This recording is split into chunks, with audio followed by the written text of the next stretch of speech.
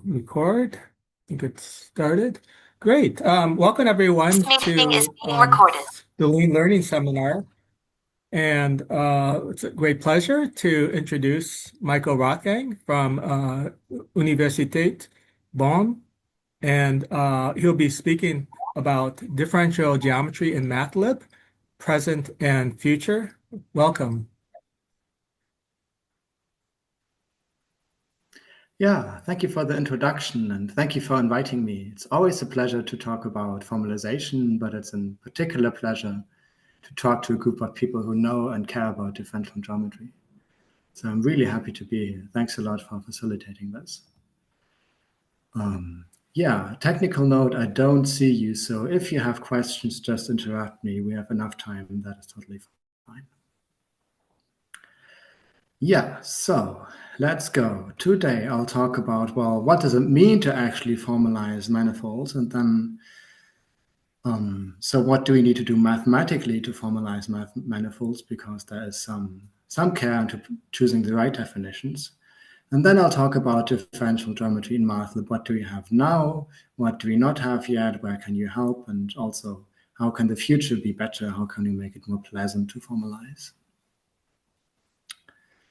So let's start first. So I presume most of you are differential geometers, though I also heard that Kevin Buzzard is in the audience, who is not a differential geometer, at least by main research. So in my standard general audience talks, I draw a picture like this and say, well, imagine a little person walking across the surface of the earth, or perhaps a potato. And the person can move in two independent directions. And if we imagine they're really, really small, then they will not notice that Earth is uneven, but they think, like, locally, it looks like a disk. In the medieval ages in Europe, like, there was even popular opinion, Earth is a disk, space is a disk, right? Of course, we know that things are a bit more nuanced than that the surface of a potato is a manifold. It locally looks like a disk, but it globally can have all kinds of interesting shapes. So this is the intuitive picture. I guess most of you, probably all of you, know how to make this rigorous. We say a manifold is a topological space that's locally homeomorphic to an open ball in R to the n. And we usually also assume that it's second countable and that it's Hausdorff. And sometimes we tacitly sweep that under the rug. Other times we actually use it, but don't care about it. I mean, a certain surprising number of theorems hold for non-Hausdorff manifolds. But that's the basic setting we have. And at first, it's just a topological manifold, so we have a topological space. And then for each point, so being locally homeomorphic means that each point has a coordinate chart, so each point has an open subset, and the homeomorphism onto an open ball of Euclidean space. And you say a manifold is smooth if it admits a collection of coordinate charts that if it admits an atlas so that all coordinate transformations that you get from two overlapping charts are smooth. So whenever you have two charts, well, that overlap, you have a transition map between them on Euclidean space, so you know what smoothness means there, and you can use that to lift smoothness to the manifold. So far, I guess everyone is with me, right? So let's go and make this definition more complicated. So what I told you were manifolds without boundary. Everything is locally homeomorphic to an open ball in Rn, but we can also talk about boundaries. Say, what happens if you're a real interval? Then, I mean, you're not at the boundary points, you're not homeomorphic to an open subset of Rn, but you're open to the homeomorphic to the top half of an open ball, if you wish. And that generalizes to n dimensions. I mean, interval is perhaps not a great example here. And then if you take manifolds with boundary and you want to take products, you immediately arrive at manifolds with corners. For instance, the unit cube in n-dimensional Euclidean spaces has an interior point, so at an interior point, well, you're locally homomorphic to a ball. It has also boundary points of order 1, if you wish, like if you're on the interior of a face, then you're homomorphic to just the like top half of Euclidean ball, but then you have corners of various orders. And the definition is that you're homeomorphic to something modeled on a Euclidean quadrant. Well, that's one definition that you can use. So all of this is reasonably standard. Like you will perhaps not teach manifolds with boundary in your first undergraduate class on manifolds, but you already might do that. And then perhaps you're even teaching manifolds with corners if you're very brave. The next one you're probably not teaching in your undergraduate course, or perhaps even not to master students. These are infinite dimensional manifolds. So you can also consider manifolds where the model space is not Euclidean space, and not just a finite dimensional non-vector space, but an arbitrary known space. Perhaps you want it to be complete, perhaps not. And perhaps one model example being the space of CK maps between two CK manifolds.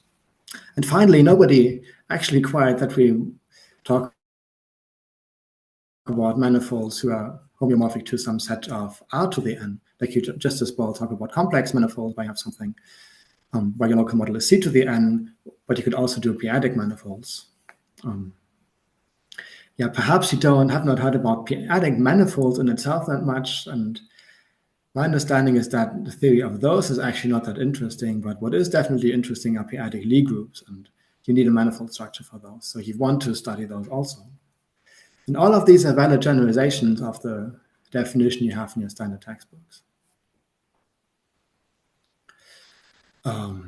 So let me actually elaborate on the second last point a bit on infinite dimensional manifolds, because that's much more interesting than I would have thought when I first learned about this. So there's actually quite a zoo of many different definitions. I would say there's a bit of a trade-off here between generality of the definition and ease of using it. So on one hand, on the easy to use, and there's Hilbert manifolds. So these are,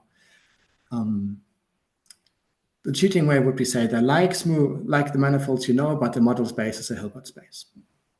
And they're almost as nice to work with as the manifolds you know. You have smooth partitions of unity, you can do calculus, you even have geodesics and an exponential map, even though there you need to use a slightly different framing, talk about a spray. If you read Serge Lang's books on manifolds, he explains it very nicely. But you can do most of what you're used to from the finite dimensional world. You can just do that in Hilbert manifolds. Like perhaps your implicit function theorem picks up on the hypothesis that you map also not just that the differential is invertible, but that it has a bounded right inverse. But in general, like life is just smooth and it's smooth sailing. You can do Morse theory on Hilbert manifolds. All of that is very nice to work with. Then you have Banach manifolds, where your model space is, well, not necessarily Hilbert space, but a Banach space. And you lose the fact that you have smooth partitions of unity, but apart from that, like calculus also works. Somewhere in between these, you have inverse limit Hilbert manifolds. So for instance, a space of smooth maps is an inverse limit of a sequence of spaces of Sobolev, a sequence of manifolds of maps of Sobolev classes. And that is occasionally useful. So for instance, when you do string topology, then you can use that you actually have an inverse limit Hilbert structure. So far, I would say everything has been somewhat standard, standard, non-standard, and Fouché manifolds, where the model space need not be a norm space, but what you have is that you have a topology induced by a collection of semi-norms that is sufficiently well behaved. And at the far end, you have convenient calculus, or the Bastiani calculus, and basically whatever you need to say the diffeomorphisms on the manifold are an infinite dimensional Lie group to make that actually precise. So like this is a whole spectrum of different definitions of infinite dimensional manifolds. And well, I've ordered them roughly from specific to general, but of course, the further you generalize, perhaps the less useful it becomes, and certainly the harder it becomes to work with. So which one should be used in practice? Which one should be used for formalization? Well, Hilbert manifolds are very convenient to work with, no pun intended, but they're quite a restrictive setting. So for instance, when you talk about manifolds of Sobolev class, then this really puts quite a restriction on the exponents k and 2 that you can work with. And I've actually had a case in my PhD thesis where this was not an option because I really wanted to have k equal to 1 and needed the product of both of these to be bigger than 2. So using Hilbert manifolds was actually not an option. So sometimes Hilbert manifolds are just too restrictive to work with. And perhaps you actually don't need Hilbert structure all the time anyway. So what you can do in any case is use Banach manifolds, and you still have calculus. You have an implicit function theorem, you have an inverse function theorem. Like most things you just want to do, you can do on the Banach manifold. There is one catch. While you have continuous partitions of unity always, the existence of smooth partitions of unity actually becomes a delicate matter. Like it exists in some cases, it does not exist in other cases, and the boundary between these sometimes appears very subtle and not obvious at all if you're not an expert.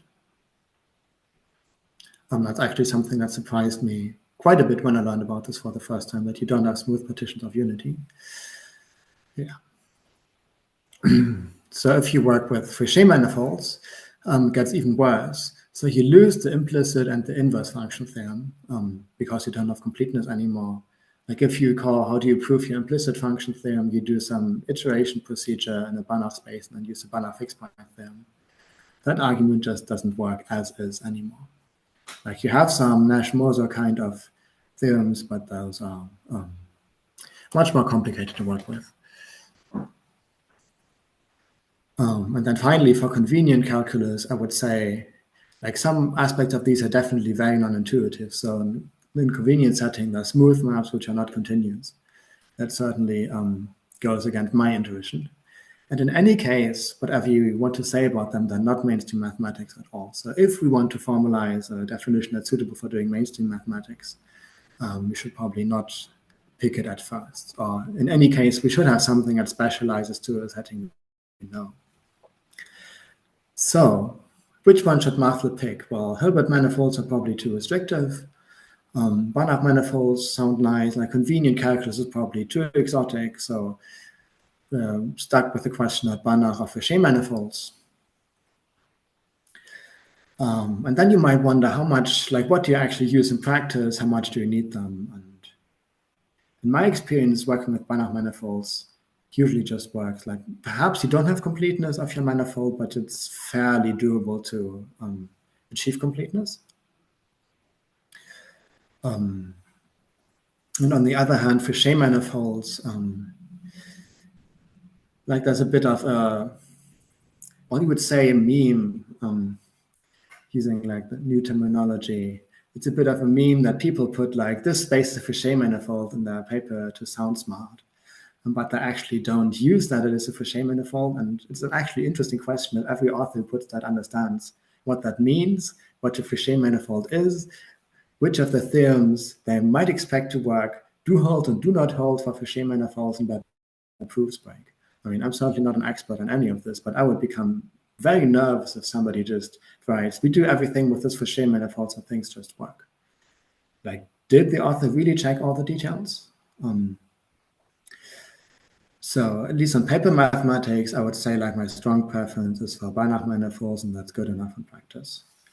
But at the same time, when you do formalization, perhaps you don't need to require the completeness of your norm model space.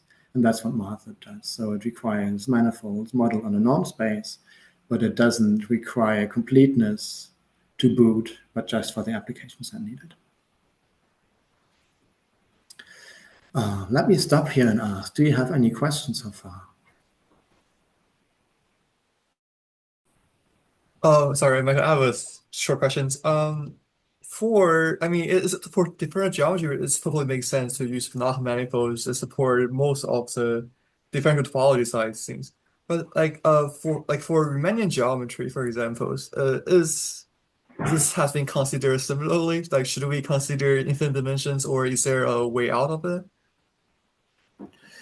Um, I guess in a sense I'll get to that later, but what you want to do when formalizing, you only want to develop your theory once. Like if you do it once for finite dimensional manifolds and then the paper says everything is completely analogous to the finite dimensional case. That's kind of fine if you write a paper, but the proof of system will not accept that. So you want to, if possible, only prove things once. So you want to have a definition that's general enough for you to work with. And if a proof works just the same in finite dimension and in Banach manifolds, well, you want to prove it for Banach manifolds and then prove that whatever extra hypotheses you need are trivially satisfied in the finite dimensional case. For your question on Riemannian geometry, I'm not sure if you actually, so I'm not sure if there's obvious applications in infinite dimensions. I mean, there might be, perhaps there's some, like if you want to talk about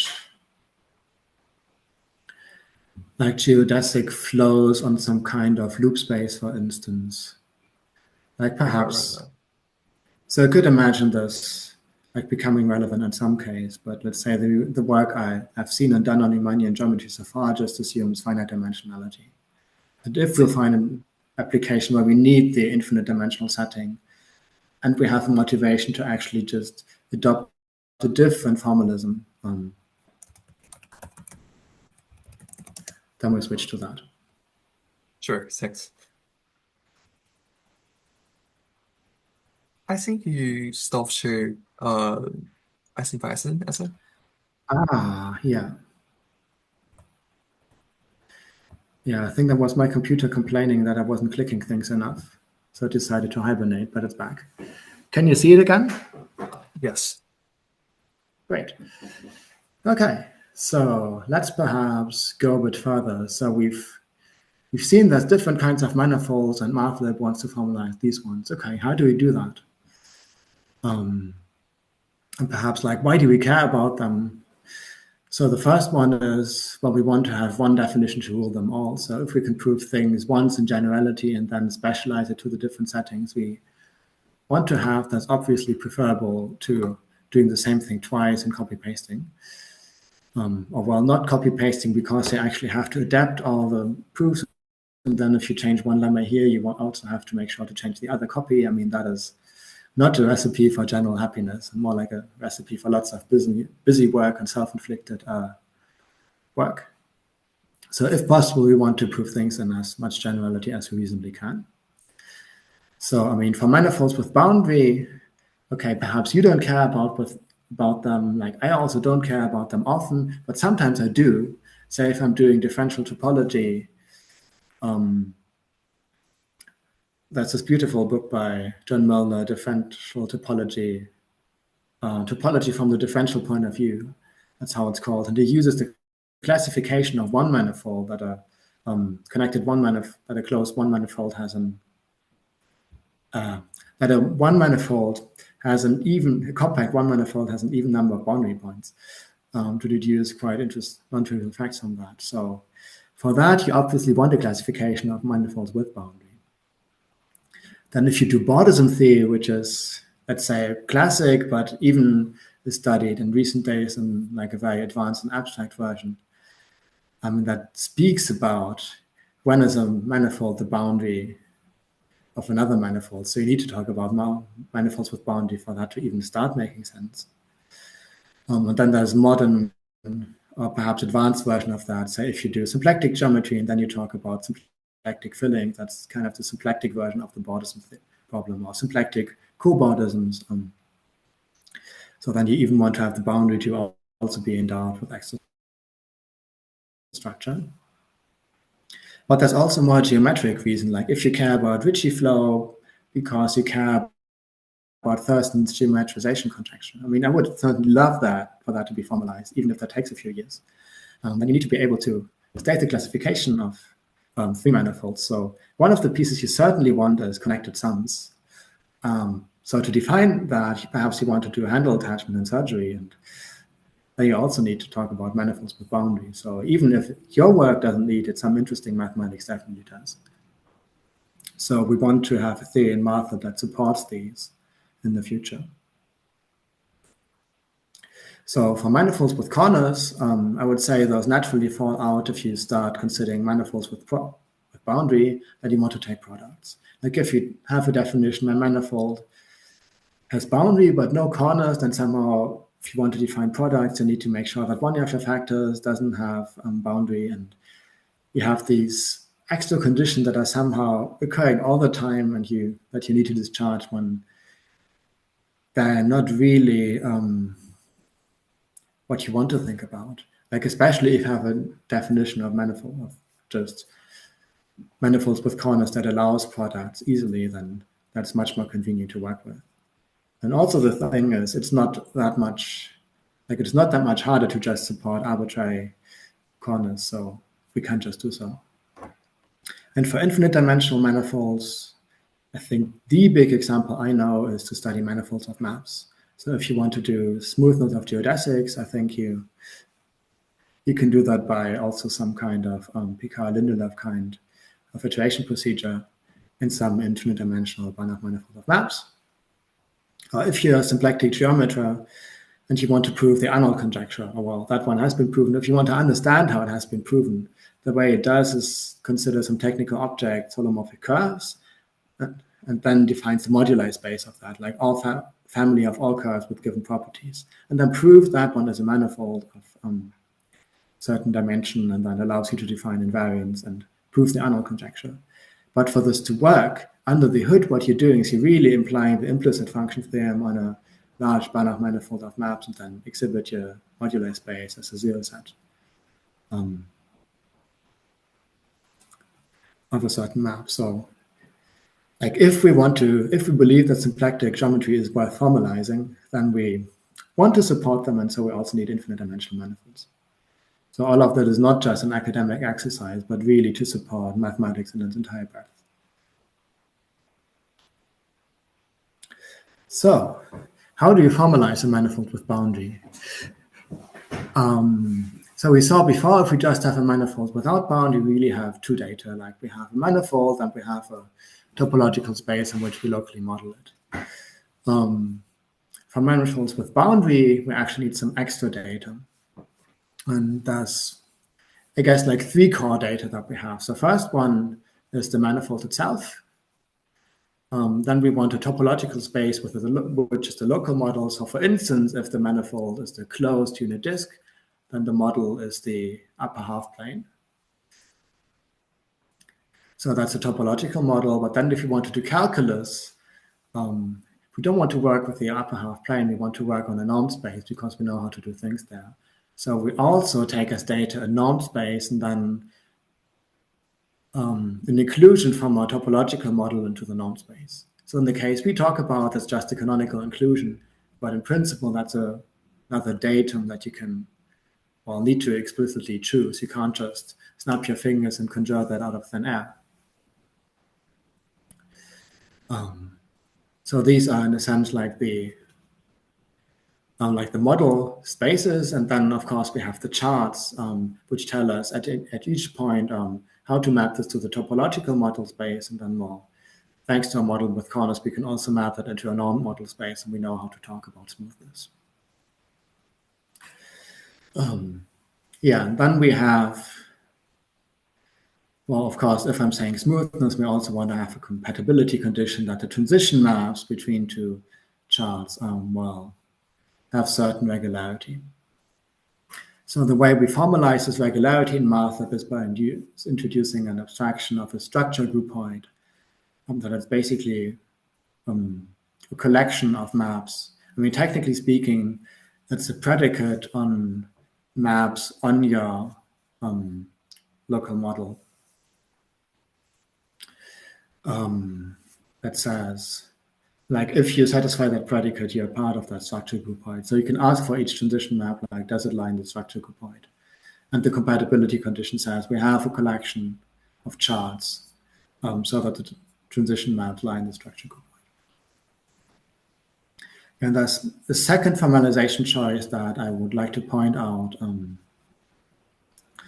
that's how to do with what we actually mean by an atlas. So if we go back to the definition before, then we would say, okay, every point has a coordinate chart, or perhaps differently, we have an atlas of coordinate charts. You have a collection of them that together cover all of the manifold. That's what you see in this typical textbook.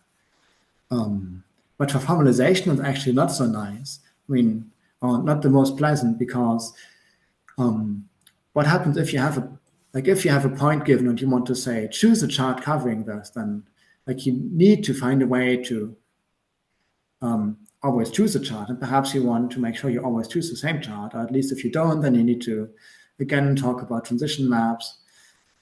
So it's really much more convenient for formalization to make this global choice once and for all. Just choose a preferred chart at each point. And these need not be distinct. If you have a manifold with just one chart, the preferred chart can be the same at each point. That's fine. We just record for each point, this is my favorite chart. And then, well, yeah, we can work with that. So we can then also talk about smoothness, and that is, again, internally defined in terms of a structure groupoid. And we actually, in mathlib, has a hierarchy of smoothness or regularity. So it starts from continuous manifold, so the notion of zero manifold just amounts to saying there's no further conditions on the transition map. So maps in the structure groupoid require them to be homeomorphisms on the domain where they're defined. But we don't impose any further conditions, so it's just like transition maps are continuous in both directions, that continuous manifolds. We can then have CN manifolds. We also have smooth manifolds and analytic manifolds, and in a sense, they're all integrated in one definition. This is actually historically fairly new. So there used to be a different definition of smooth manifold, which just says, well, it's the same as CN manifold, but for n being infinity, which at some point was removed because basically you had to take every lemma and state it twice, like once for CN manifold and once for smooth manifold, with basically the same proof. So that duplication was not, we deemed that too annoying to actually work with that. So there are smooth manifolds, and then the second big change was also including analytic manifolds. So if we look at the smoothness exponent, it actually has an interesting type in mathlib. It's width top of the extended natural numbers. So you take the natural numbers at infinity and then add an element at the top, which is for analytic manifolds. But yeah, that's might be a bit confusing, but in practice, it's fairly doable to work with that. And most of the time, we just work with the CN manifold, pretend n is a natural number, or perhaps infinity, and your theorem proofs just work the same for analytic manifolds. Sometimes they don't, and then you just specialize your theorems to analytic manifolds, and that's totally fine. Yeah, and it's perhaps worth highlighting that there is a particular mathematical motivation for this, which is to talk about the second derivative being symmetric. So if you have a C2 map over the real, so it's continuously twice differentiable, then you know the second derivative is symmetric. That's true of the real numbers, it's also true of the complex numbers. But if you have a manifold over an arbitrary field, that's no longer true. What is still true is that if your map is analytic, then the second derivative is symmetric. So if you want to state this and prove this result properly, you really need to have one definition that integrates smooth manifolds and analytic manifolds for you to work with. And this actually came up when Sebastian Guezel was formalizing Lie groups and their Lie algebra. So this is not a hypothetical example like you actually care about this mathematically. Any further questions until now? Yeah, does this mean that diffeomorphisms of manifolds don't sort of preserve all the structure because they might not preserve the preferred chart? Is that an issue? This is true, but I would say it's not an issue. Okay. I mean, basically, I mean, there's two notions of atlas here. So one is like the atlas you built into your definition, just one choice of chart at each point. And the second one is the maximal atlas, all charts that are compatible with that. And diffeomorphisms will be compatible with the maximal atlas, and that's all you need. Oh, so that's used as well. We also have a maximal atlas, yeah, and some definitions use that, indeed. Uh-huh. I mean, it's not part of the. I mean, I would say it's strictly speaking not part of the definition. Like for the definition, you just specify one atlas, and then you define what is the maximal atlas of this one, and that's all charts that are compatible with that. Yeah, that's really funny. That really diverges from algebraic geometry, where I think this would cause problems. You know, you want Interesting. I don't know. Maybe I'm wrong, but anyway, thank you. Yeah, you're welcome.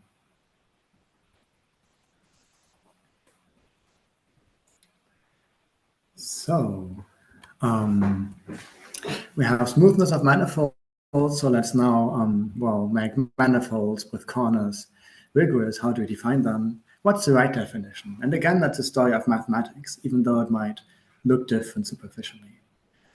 So it's actually a bit of a fun story because mathlib went through at least 3 different definitions, I think. So the first idea inside, or perhaps goal, was to avoid using the standard definition using Euclidean quadrants, just because you can. Like, if there's a way to just state the properties that you want the model with corners to have, the properties you need on perhaps the range of the map. I mean, you want the map to be continuous, but what kind of properties do you need on the range? Like, a Euclidean quadrant certainly works, but must it be that, or could it be something slightly more general and all your arguments actually go through? So the idea was to axiomatize what you needed about the definition, make that the master definition, and then actually get clearer proofs, because you're not bothered with low-level details about Euclidean quadrants, and then if you take a product, you somehow need to shuffle your index types, and that is all a bit tedious and lean, but you can just prove the properties you really care about. So the idea was always avoid using Euclidean quadrants if you can, but abstractly take the properties you want. And then the definition you have is taken is a partial equivalence, or even a partial homeomorphism. So you have a map from H to E that's continuous, and you want it to be continuous everywhere. And you also ask for an inverse map, but you also only want it to be continuous on a certain subset of E. And while you want the map and the inverse to be inverses in each direction. And that is somehow like the formalism we use. But then, of course, the question is, what do you demand on the range of that map? So in the initial definition, we just had one condition, namely that on unique differentiability on the target within the range, that the range is a set where you have unique derivatives. So I think you saw that last week that this condition becomes important if you want to do higher order calculus.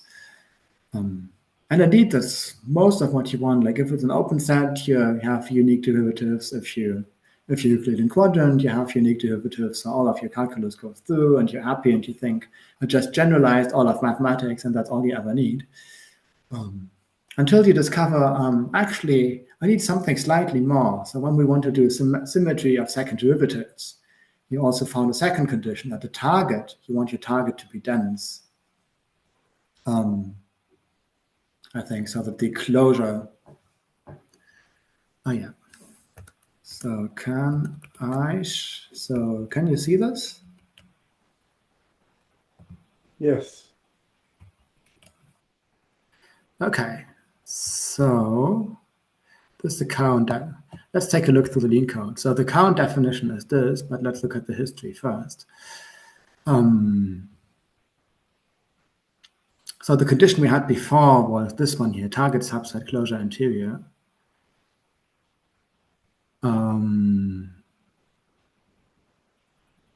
Sorry. Here it is. So I was asking that the target of the manifold be contained in the closure of its interior. And that's a condition you need if you want to prove that the second derivative is symmetric for C2 maps. Like there's even a big documentation string like when it's needed. So that was the condition we added back then because we, Sebastian Guzel realized we need that. And it's always like it's satisfied in all cases you care about, all cases in the literature. So we just hadn't realized the condition was actually needed. So far, I mean, everything so good, seems nice, but except, well, what do you do? That's a tiny issue that unique differentiability depends on your field. And it's a stronger condition of the complex numbers than of the real numbers. So if you have a complex manifold in the sense of mathlib, it might not be a real manifold in the sense of mathlib. That's obviously not what we want, so we need to relax the definition in a suitable sense. And there was a lengthy discussion with Sebastian Guzel and Floris van Doorn and myself. And in the end, we even considered using Euclidean quadrants again, or some generalized definition that's like quadrants, but like curved quadrants and so on. But in the end, we realized that what we could just do is require that the range be convex if we have a complex or real manifold, and that will do what we want. So I've said here this for the real or the complex numbers. In the third case, for p-adic manifolds, you can actually show that those manifolds never have boundary. So you can always take a model with corners where the range is everything. And then we'll, this convexity condition is also vacuous. And the mathlib definition just requires that the range is everything if we don't have this. Like convexity over the p-adic numbers does not work in mathlib anymore, but it's not the condition you want. You just want to have full range. And again, this final addition actually also has a mathematical reason, which is when you do Riemannian geometry, when you want to prove that. So if you have a Riemannian metric, so a manifold is a topological space. You also have a norm space structure, so there is a way to, and also metrizable, so you can measure distances. But if you have a Riemannian metric, you have a second way to measure distances, namely between any 2 points, you take, well, any smooth curve, then you can measure the length of that curve using the Riemannian metric, and you take the infimum over all curves. And that also gives you a distance. And you want to show that these distances coincide. And you can do that if the range of your manifold is convex. That's a technical condition that comes up there. And again, well, it's satisfied in all cases you ever see in the literature, so you're totally fine. I just find it very interesting that somehow if you start with an abstract definition, you discover what you actually need for your proofs, and you can clarify both your thinking and perhaps also your proofs this way. Yeah, and again, perhaps echoing what Patrick Masseau said 2 weeks ago, like finding these right definitions is actually hard mathematical work.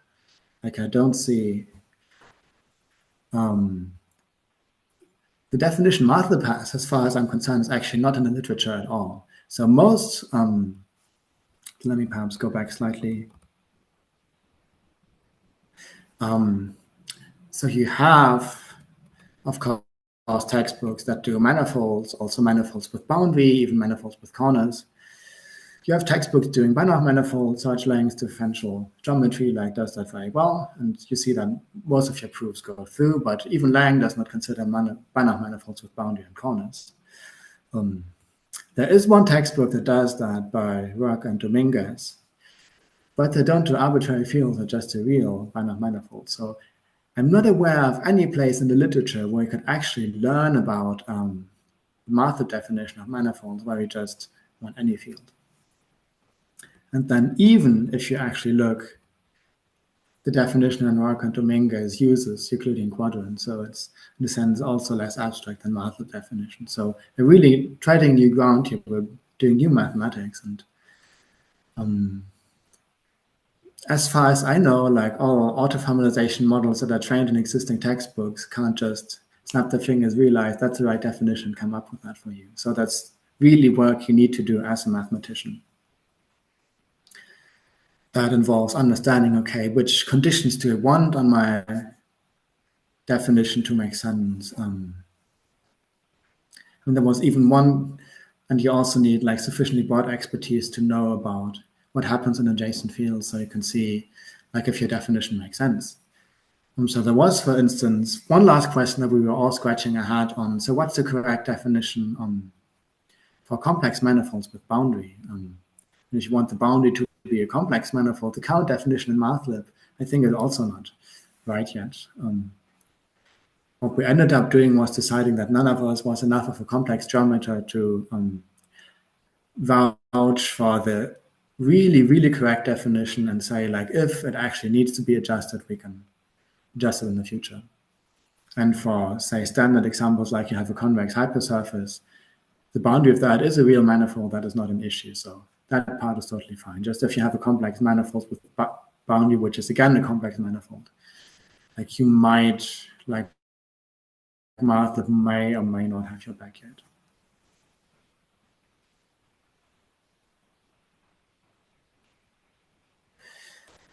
Okay, so like the next formalization, so all of these were mathematical questions. Now we are getting to, in the sense, mathematical insights for formalization, namely about products. So manifolds with corners are closed under products. That's great. But that actually implies a surprising detail. If we have a product of norm spaces, you have two models with corners on it. Firstly, every norm space has a model with corners over itself, where M is just a norm space and the local model is the norm space as a topological space. The norm space is a norm space over itself, and the inclusion is just identity. So every norm space has a natural model with corners.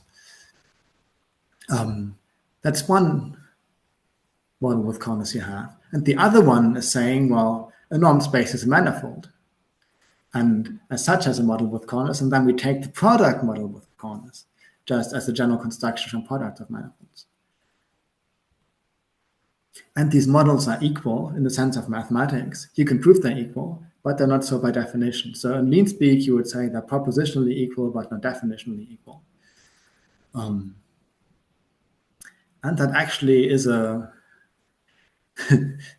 is a bit of a headache when formalizing, because, for instance, it means that you can't just always omit the model with corners and tell lean, you know which model with corners I mean, just guess it for me. Because in this case, there's two guesses, and both of them are plausible, and lean cannot read your mind to infer which one you have. I mean, there's a similar detail for the product of charted spaces, and like we use a standard formalization trick with a type synonym.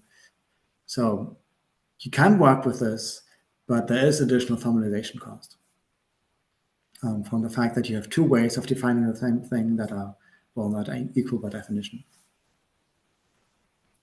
So a side effect is that when you want to say let F be a smooth map from M to N, then the definition includes, well, F, but you also need to, the regularity, of course, like if it's smooth or just Cn or continuous or analytic, but then you also need to include the chosen model with corners and the domain and the codomain. And you can't just do the standard tricks of let lean guess it because of this ambiguity.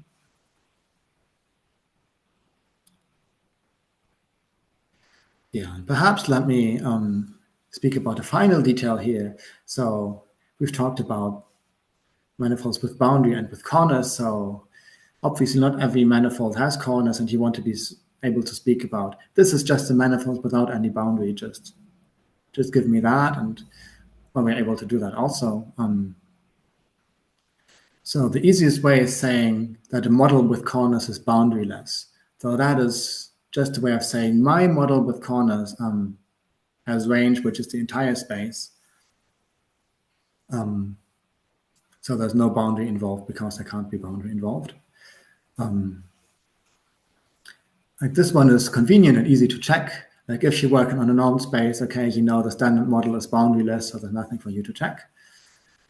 But conceptually, the condition you want to have is, or we call it boundaryless manifold, saying that your manifold has no interior point.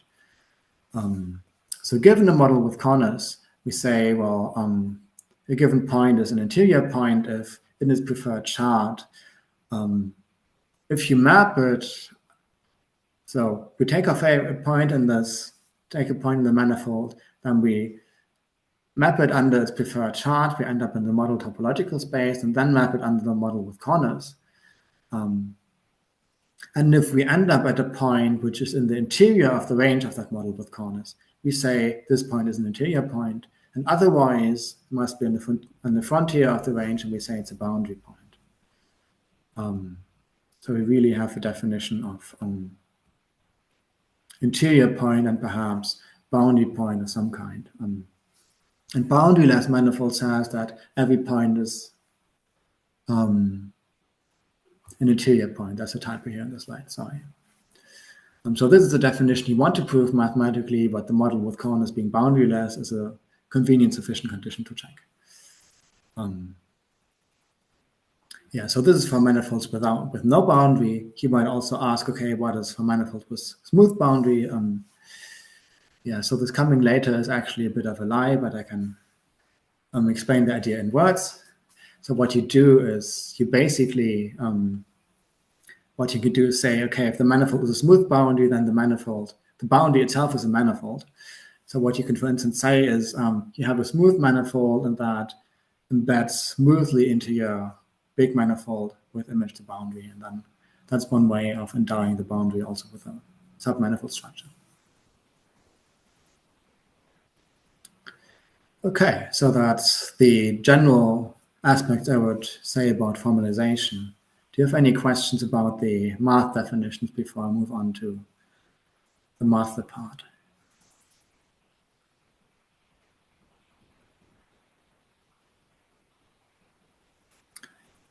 Doesn't seem like it. Okay, then let's move on and talk about mathlib. So what do we have in mathlib right now?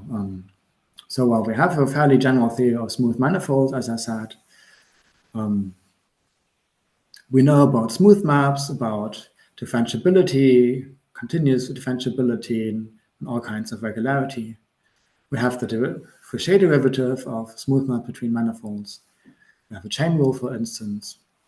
Like we have like the very basic infrastructure all there, and then we can also do constructions, like you can do products of manifolds. That's why we need corners. We can do disjoint unions. We have the classification of zero manifolds, for instance, and we also have some important kinds of structural maps, such as diffeomorphisms and local diffeomorphisms. So, I mean, a lot of basic things are already there, and there's even more. So we have vector bundles, both in the topological and the smooth category, with basic constructions on them. So you can speak about the trivial bundle, you can speak about the direct sum bundle, the product bundle, we have the hom bundle, and we also have the tangent bundle. So we also have the cotangent bundle just as a general instance of the hom bundle. Like all of these we have in the topological and in the smooth category. So you can also talk about sections of bundles and about their differentiability and smoothness. We also have general fiber bundles, actually, but we don't have a theory of smooth fiber bundles yet. That's still missing. Like we have a Lie bracket of vector fields. So we have Lie groups and the Lie algebra. We know about smooth bundle metrics and Riemannian manifolds. Like this is relatively recent. Riemannian manifolds were merged like this summer. And then we have some examples such as Euclidean spaces, half spaces, and quadrants. We know about intervals. We know about the unit sphere in any normed space, and know about units and Lie groups. And now the joke goes that the list of examples is actually done. So these are all explicit examples we have in mathlib for now. But then we have a bit of general theory again. For instance, we can talk about integral curves of a vector field. We can talk about local flows. We have local existence of those. Yeah, we also have smoothness results for those solutions. Like part of that has been merged. Some of it is still waiting review, but like the theory of local flows is actually fairly nice and fairly usable already. So these are all things that look nice, you might argue what's missing. You might wonder what's missing from that list. And of course, there's lots of basic things. Like we don't have special maps in mathlib yet, such as immersions, embeddings, submersions. We want to talk about smooth submanifolds. I mean, you can't have a theory of objects and morphism without subobjects. That's kind of weird. And in the same sense, subbundles or smooth vector bundles, and that should be submanifold. Total space should be submanifold again. You could talk about quotients of manifolds, and for instance, define real projective space just as a quotient of the sphere. That would be the correct way to do it instead of just doing a by hand construction. So that's one reason we don't have more examples yet, because the proper way is not to build theory. We could do gluing. So even like if you say have two manifolds with boundary with a common color, and then you want to glue them along their common boundary, like all of this is doable, but you need to do it. And there's actually, for gluing exactly, like there's even some topological prerequisites missing. Like we don't have the implicit and inverse function theorems in mathlib yet. You want to have the constant rank theorem and the regular value theorem. We have a theory of Riemannian metrics, but as far as mathlib is concerned, it might be the empty set. So proving the existence of Riemannian metrics is not in mathlib yet. And then, of course, you can do fancy and do differential topology. Perhaps can you prove Sart's theorem? Or classify one manifolds and two manifolds. Do smooth fiber bundles and some basic computations. We have some of them, but not all of them. So you see there's a list of, like some things look a bit hard, like Sart's theorem will be lots of work, or perhaps the classification of two manifolds will be, and others are very basic. Like there's ways to help at every stage. Like if you're interested, talk to me. And I recently even wrote a list on Zulip, so we know what could be done, and I mean, I'm happy to give you ideas on where to help. That sounds pretty grim if you look at it. Good news is like not all of that is actually missing, but a fair number of it is actually work in progress. So for instance, yes, let me start with recent developments first, such as unifying analytic and the N manifolds, which sounds unglamorous, but actually enables you to evolve the library faster going forward. Like we got the Lie bracket of vector fields relatively recently.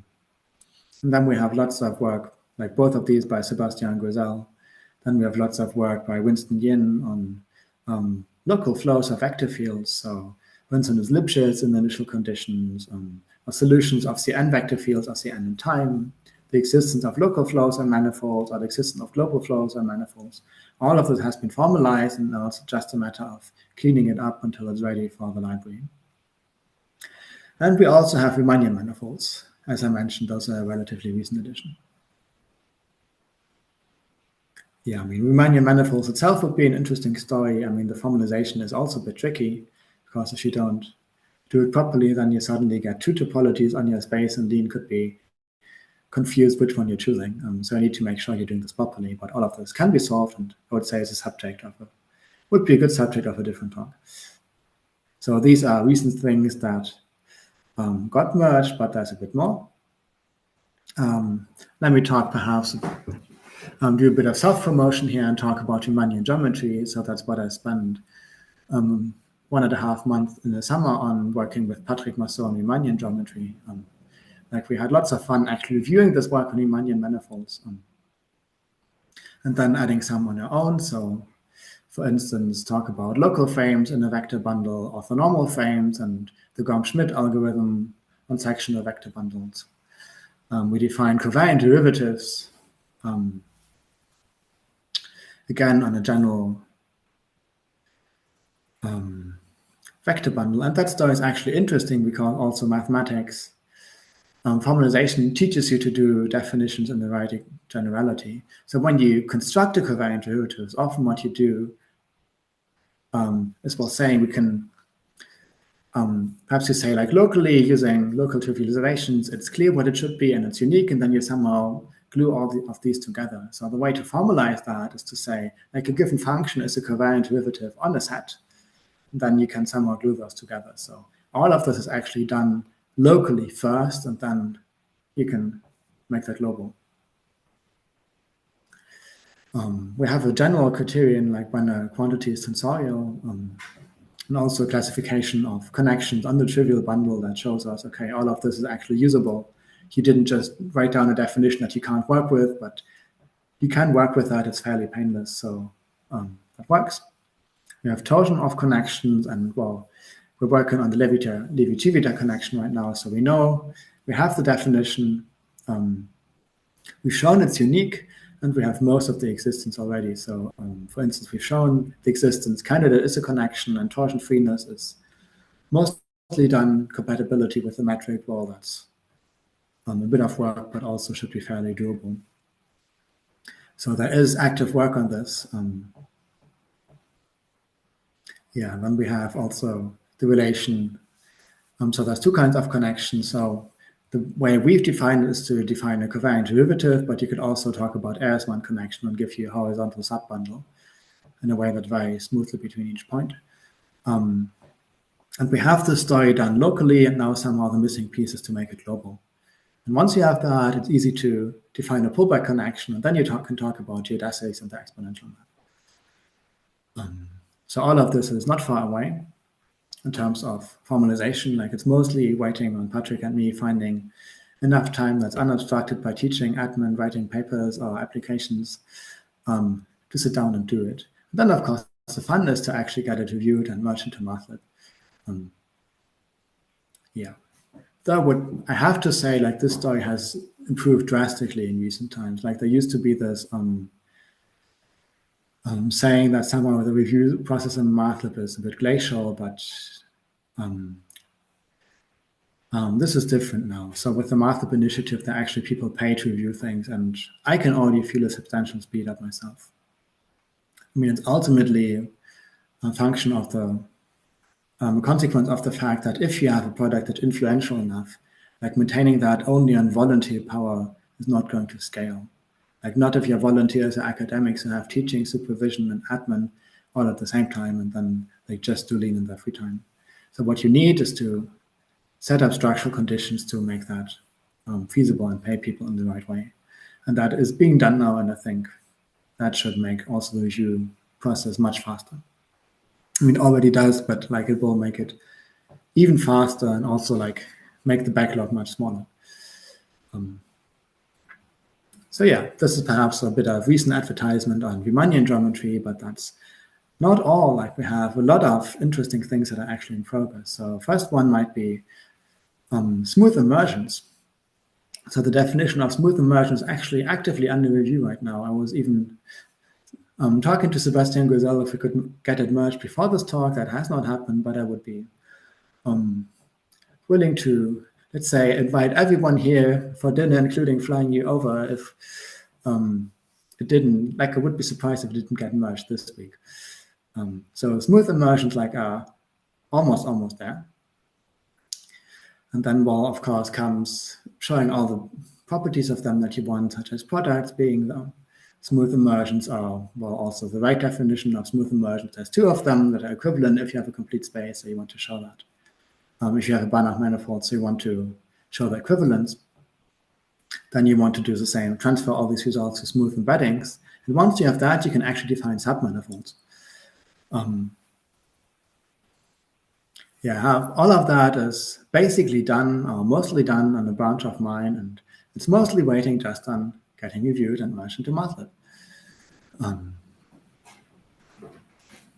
So we also have work on Bordism groups. So part of that is merged into mathlib, part is not. And some reason why they're not part is not merged yet, because the proper definition uses smooth embedding. So you need to get those merged first. But apart from that, we have unoriented Bordism groups defined, except for the transitivity part, because that use like the Color-Neighborhood theorem, that was a larger piece of work than this project on itself. So we have a theory of manifolds with boundary that we actually know is fairly usable. As said, unoriented, so you want to also talk about oriented manifolds, and that's also basically done. I mean, that story is actually interesting. There was a definition of oriented manifolds, which works except if you have one manifolds. Then it doesn't. So we discovered this interesting piece of mathematics, and we know how to fix it, just somebody needs to sit down for a day and fix it. But that's also a great project for somebody to come in. Like, I'm happy to mentor you here if you want to finish it. That would be a most welcome addition to mathlib. And then we also kind of have the inverse function theorem. So like just proving any version of that is fairly easy. But if you want to do it properly, somehow in the right abstraction, then what you actually want to do is just prove this generally for any manifold where the structure group right satisfies the right condition.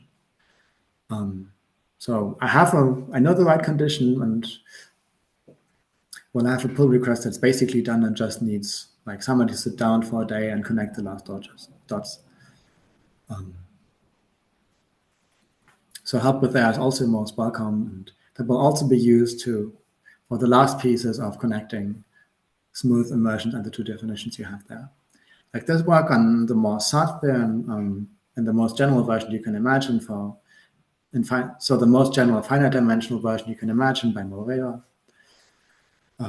There's been Altric who has been working on orbifolds and diffeological spaces, which is mostly blocked on somebody who knows enough about orbifolds and cares enough about orbifolds to make time in their absurdly busy schedule to sit down and review it. Like if you want to help also looking at it and saying the mathematics looks sound would already be very helpful, then somebody else just needs to review the lean part. Yeah, we have differential forms. So we have them on norm spaces. So just this morning we got the Poincaré lemma for one forms on norm spaces in mathlib. A lot of more work has been done, and I mean work is ongoing both in reviewing and getting things merged into mathlib, but there's also some help needed to prove the last bits for all the properties you want on differential forms. So that's another great project where you can enter. So to, for instance, also relate to what was discussed in Zule recently about Stokes' theorem. So the proper way of proving Stokes' theorem, of course, is to prove it from manifolds with smooth boundary using differential forms. So you want to merge a notion of this manifold has smooth boundary, which requires this work. You want orientations and then use product orientation, and you want to have differential forms. So all of these are being worked on, but all of these could also use some help. So if you care about Stokes' theorem, like that might be a nice project to push over the line. So yeah, let me perhaps also mention that the theory geodesics project also wants to build lots of interesting theory of manifolds. I'm not sure what the current status is. So my understanding is that it's more of a medium to long-term project, that all of the Riemannian geometry that's being developed right now will be extremely useful and necessary for that project, and it's in the blueprint writing phase. Pietro Monticone will be able to tell you more. Okay, so that's what I would say about the current state. Do you have any questions about this?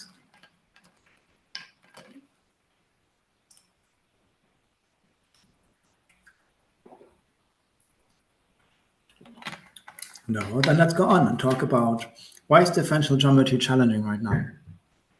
So Patrick Masseau would say that differential geometry is too painful. I would say that too is relative and painful is relative, but there are a number of things that make it not as ergonomic as it could be. So one of them is boilerplate about type classes. So this is how you say that EB is smooth vector bundle over smooth manifold. This is lovely mouthful, right? And this is assuming that, so this assumes that M is already a smooth manifold. This is just a part of let M be E be a smooth vector bundle over M. Yeah, the way I do this is by taking a file that has all the type classes and copy pasting them, and that clearly is not the right solution. So that should become a bit less painful. Then there's verbosity. So this is how you say let S be a Cn section. So given such a smooth vector bundle, let S be a Cn section of that bundle, a section of that bundle that's Cn at X. Okay, so here's the first part. So we say S is, well, a dependent function from the base into the vector bundle. So far, so good. Like it's a base point, like this complexity is necessary, but here's how the smoothness part looks. And I think this is extremely verbose and shouldn't be like this. Like you need to specify the model with corners twice. And then here you have this total space dot make prime, which is there for technical reasons. So you want to So smoothness is defined for non-dependent function, but your section is a dependent function. So you need to convert it from a function which maps one base point into the corresponding fiber to a function into the total space of the vector bundle. And then you can talk about smoothness. That's what this line here does, but I mean, that's also extremely verbose. So it would be much nice if you could simplify that, especially if you have a lemma that has 3 differentiability hypotheses and proves that another thing is differentiable. You just, with 4 lines for that statement, which is, like most of which is distraction to what you actually want to prove. So verbosity is something where I can improve. And the third one is a term, invisible mathematics, that I've heard by various people. I believe it goes back to Andre Bauer, but I'm happy to hear if I'm actually wrong and it goes back even further. So it's about mathematics you would just skip on paper because you think, well, it's obvious or don't talk about it. But you can't skip detail in a proof assistant. So you need to deal with it. So one of them is in the use of subtypes of the junk value pattern. So let me go back and give you one example here.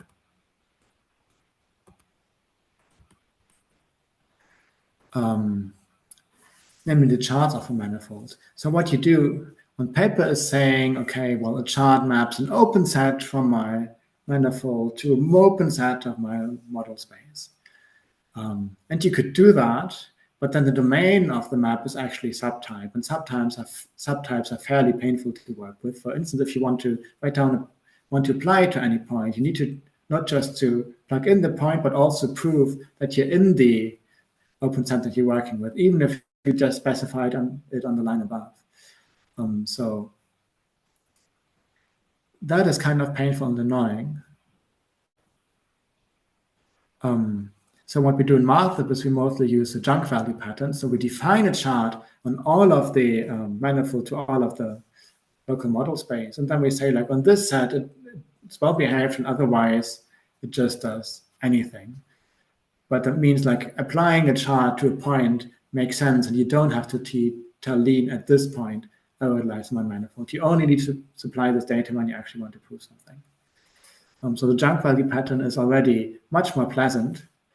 But still, if you want to apply a lemma, then most interesting lemmas will require your point to lie in the domain of that chart. So you need to have lots of mathematically not interesting proofs. This point lies in this open set.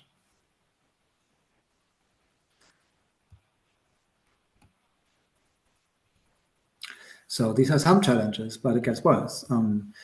Perhaps more open challenges. So can we find better abstractions? So that's actually, this relates to the previous point. So when we work on manifolds, like we want to work, and so when you want to say this function is smooth, then what this boils down to, like after going to charts, like the local coordinate expression of your function being smooth on that set. So you need to have a notion of smoothness on that set and also smoothness at a point within that set. That's what Sebastian Rosell talked about last week. So we end up with definition like continuous within that or contmdiff within that. So contmdiff is the manifold version of contiv within that. Like, these are a good abstraction to have, but they're very low level. So can we find better abstractions? Can we find better abstractions for saying this is a local argument when you prove something on manifolds by just going to charts, and perhaps a tactic would tell you, you would say, like, this is a local argument, and a tactic would convert your statement into just the corresponding statement in charts. Like proving as many of the side goals for you as it can. That would be kind of nice. Then you have a third issue, or another issue on the library organization level. Like, if you want to make a library about definitions, and then a user wants to use a library, it's really annoying if they expect a lemma to be there, but it's not. So you care about things being consistent. So if you have a lemma about something contmdiff on, perhaps you also want to have the same lemma about contmdiff or contmdiff at, or even contmdiff within at. So often you have 4 variants of the same lemma. Like, you prove things for contmdiff within it and then deduce the other 3 versions from that one. The other thing is, if you have a lemma about something is continuously n times differentiable, perhaps you want to have the analogous lemma for differentiability. So you want the same lemma for m differentiable, whatever. And you might also want your manifold lemmas to all be mirrors of a corresponding lemma between norm spaces. So you want the same statement about condiff and differentiable. And perhaps also for continuous functions, if that makes sense. So if you multiply, you already end up at 20 versions of the same lemma. And of course, then there's a fun issue of how you state your lemma. So sometimes it makes a difference if you state a lemma in applied or non-applied form. Like these are equal by definition, but for the rewrite tactic, for instance, they're not equal. They're not syntactically equal. So sometimes you want to have both versions. So if you do that naively, you end up 40 versions of the same lemma. Have fun maintaining these by hand. Yeah, so one real life example in July is one pull request that I think did things for, like I wanted to do things for the contemdiv world. So I had 4 lemmas for the contemdiv world, and it was about 50 lines of code, so fairly reasonable. Then I duplicated it for all of these 4. So one pull request of 50 lines suddenly became 5 pull requests of 250 lines in total, with some mathematical content, but I mean, there was no new idea. You prove things once, and then you just copy paste the same proof and replace the lemma names. About 1,000 lines that Patrick, Masson, and I wrote were copy-pasting code for contemdiv to m-differentiable. So that's, I mean, it's fine. It's a bit of fun, but I mean, it also would be even nicer if I didn't have to do this. So this is an issue of how you organize your library.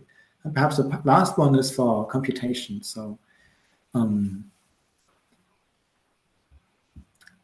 if we want to prove goals like this function is continuous because of a composition of continuous functions, or it's differentiable because the composition of differentiable functions, or it's continuous because the composition of differentiable functions, these kinds of things, the fun prop tactic is really good for that. And like I usually, like when I see a low level go like that, I try to use fun prop. If fun prop doesn't work, I make fun prop more powerful until it works.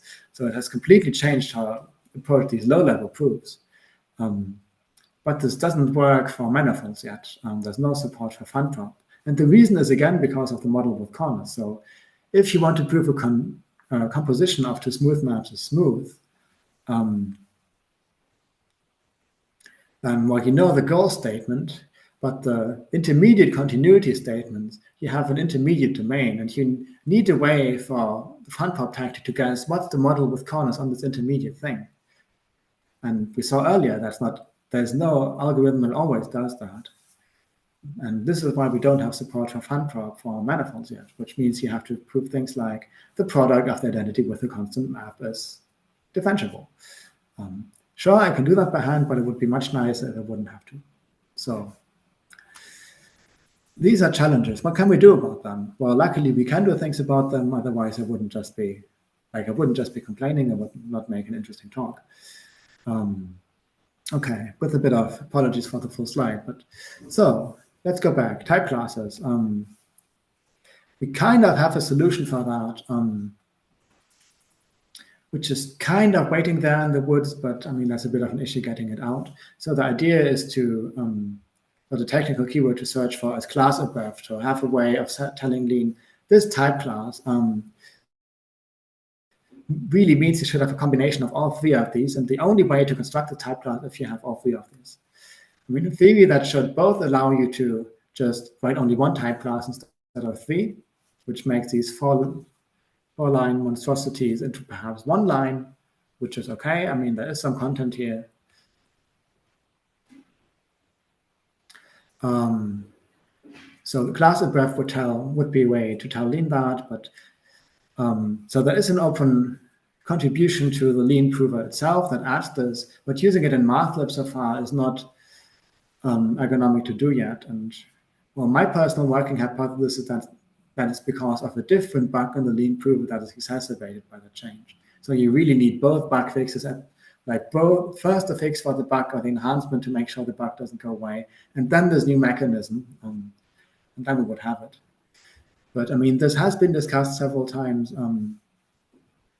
for different reasons. So the manifold library is one consumer, but by far the only one. There are also pending changes to mathlib that are being kind of on hold that would make mathlib faster, but also like make more type classes. So if we could have these type class combinations, then we could just make mathlib faster while keeping it readable. So I think there's a fairly strong case for having these. And I think currently the best bet might be to investigate how to make it painless to use, and then also advocate to the lean FAO that this is really something we want and we would really benefit from it. And I would really benefit from it. So if you also do, yeah, let's join in saying that in a friendly and polite way.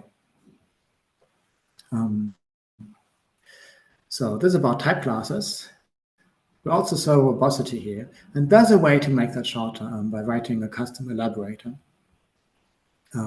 So for instance, we can do something where you auto-convert a section into a dependent function. So like we had this, like we call it t%, so t is sum of our total space, and then percent like as a sign, like something, there's something automatic going on. Like if I write t%s, then it just becomes this mouthful like I'm converting s to a dependent function. I can also write a custom elaborator to infer a model with corners for me. So instead of writing contmdiff add I, j, n of x, like these are the models with corners, that's the regularity, that's my function, that's my point. I can just write cmdiff add, and I can infer the model with corners. Of course, you might wonder, how is that possible? And there's two answers to that. So one is you can't always do this, but the second one is in 90% of the cases, it's actually obvious which model with corners you want to pick. And by extending a step of the lean proof or the elaboration step, we can actually leverage our knowledge to make this clever choice in 90% of those cases. So if I write this and lean, if the elaborator can't figure out what the model with corners is, it will tell me so, and then I can still write the full form. But in most of the cases, I can write something much shorter now. And this really pays off. So if I want to say x is a CN vector field at x, this is what it looked like, one entire line. And most of it is, I would say, this is noise, the S is not. Now, this is much easier. You see differentiability, okay, you have this t%, but perhaps you need that. You have x, and then you have the point at which you're doing this. So this becomes suddenly readable. If I have 4 hypotheses of that, I can just stack them next to each other and still see the 4 symmetries. Yeah, so this is useful already. Much of that has been, so Patrick, Marceau, and I have prototyped that in the branch we had for the Levi-Civita connection. And much of the elaborators has been merged into mathlib already. And a bit of it is under review, as always. So by design, it's pretty much extensible. So if you do a new construction that gives you a new model with corners, it's fairly easy to extend the elaborators to also infer the model with corners there. And it's also, like at the moment, that requires a change to one particular file in mathlib, but it should also be possible to support, to make it extendable to downstream projects.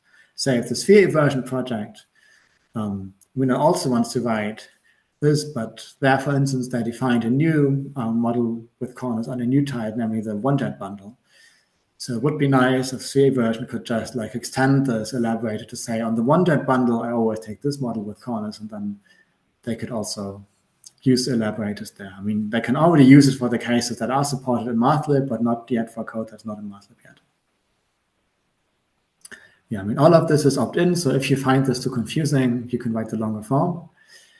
Well, I mean, I would be surprised if you're actually miswriting the longer form. So I think it's pretty much safe to say like mathlib standard because the short form, and you use the long form to signal something is going on.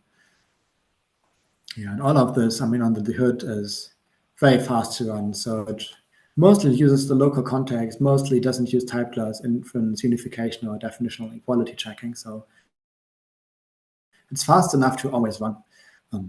Like I have a pull request where I rewrote all of mathlib, like all of mathlib differential geometry library to use elaborators, and like benchmarking shows there's almost no speed difference. Some parts even become faster. So yeah, we have these elaborators now, and my vision that you should almost never have to write the model with corners by hand. Whenever we have a definition that requires it, we also make an elaborator that tries to infer the model with corners for you. And there's almost never, well, there is a caveat, say, if you have a model with corners in the product of norm spaces, perhaps you can't always guess. I mean, perhaps you can use one default guess that's on my list to investigate. But what we could certainly do is, if Linus Duck could ask you, did you mean this one or that one? And then suggest both options to you, so it can easily, like, it could write most of the code for you and just like ask you only when it's stuck. So that's for type class and verbosity. What do we do for the other things? So the good thing is funprop can also be supported using similar code as for the elaborators. So it's technically slightly different. So what we're doing here in the elaborators is, if we have a function f, we look at domain and codomain, then we find a model with corners on the domain. Whereas funprop solves goals of the model with corners over this field on this topological space and this norm space. So it's technically different, but the logic is very similar. So that will also be merged very soon. And then we can actually prove differentiability or do computations in a much nicer way. So I really look forward to that. But the other thing we can do to reduce API duplication is use tactics to automatically generate lemmas. So we already have this with additive that converts groups and multiplicative objects in multiplicative to additive notation. So groups with multiplicative notation to groups with additive notation, for instance.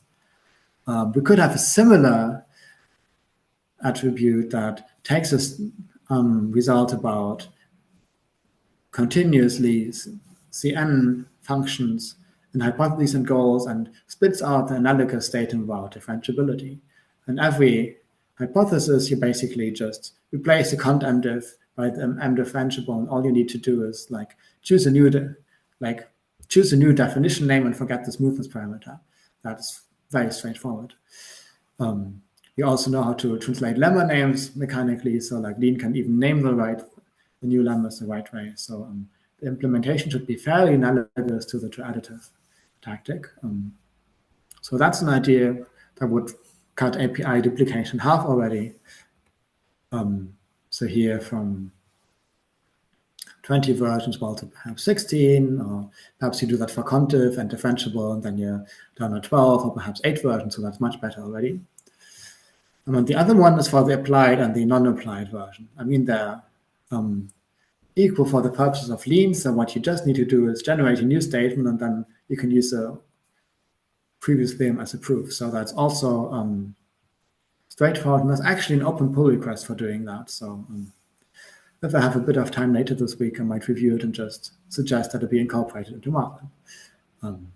Yeah, so the situation needs work, but it's not hopeless at all. There's lots of things we can do. And well, your help is very welcome, both with implementing or with mentoring. Like if you like writing tactics, your help is also very welcome here. Okay, so that is, I guess, my final slide. Finding definitions is hard work, and it's hard mathematical work. And it's work that I don't think can be automated right now. Invisible mathematics matters, and it becomes visible when formalizing. And tooling matters for making formalization ergonomic, so investing into tooling is a great idea. Thank you for listening. Thank you very much.